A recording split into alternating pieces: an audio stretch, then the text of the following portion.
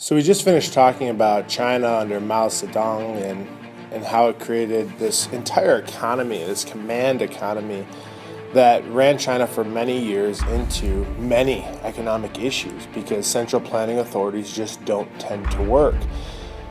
And this magical day happens, and this is where we get to today. And June 5th, 1989 stands out as a day in Chinese history that will forever be remembered. And the reason is students began protesting on the streets because they were really upset with the lack of jobs and the lack of structure, the lack of economic progress within China. And they gathered in Tiananmen Square. And as they gathered in Tiananmen Square, the military allowed them to, and they allowed them to protest. And then at night, something crazy happened, where all the lights in Tiananmen shut off. And the only thing you could hear as everybody fell silent was the sound of tanks rumbling in the background. And as those tanks rumbled, they began to drive. And they drove into the crowds at Tiananmen Square. And all of those students protesting were being crushed to death by tanks. And many of the eyewitnesses, or ear witnesses in this case, said the whole place was pitch black. And all you heard were screams.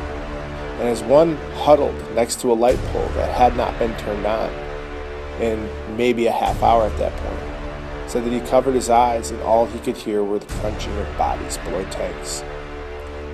Then the floodlights came on about an hour later, and there was this eerie, still feeling across Tiananmen Square.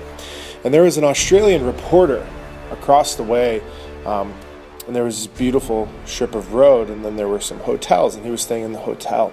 And he said in the morning that there was this dense fog sitting over Tiananmen Square, just knowing exactly what happened the night before. And as he looked forward, he saw these tanks in the street, and they began to dance in this weird formation, the tanks that is, as they swerved through the streets, almost glorifying the military power they had before. And there was a gentleman with groceries on each of his sides who walked in the middle of the street and walked in front of the tanks and tried to stop them. Now everybody there thought that these tanks would crush this man, that it was going to be as horrific as it was the night before.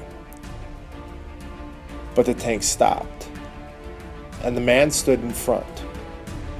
Now, I'm not going to tell you what happened from here forward, but I'm going to tell you that Tiananmen Square held the opportunity to change China in the future. Deng Xiaoping's in power in 1989.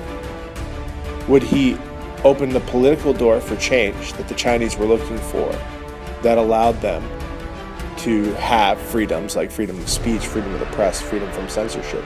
Or would he open the economic door and bring in the market reforms that would allow him to compete with markets like the United States? Or both?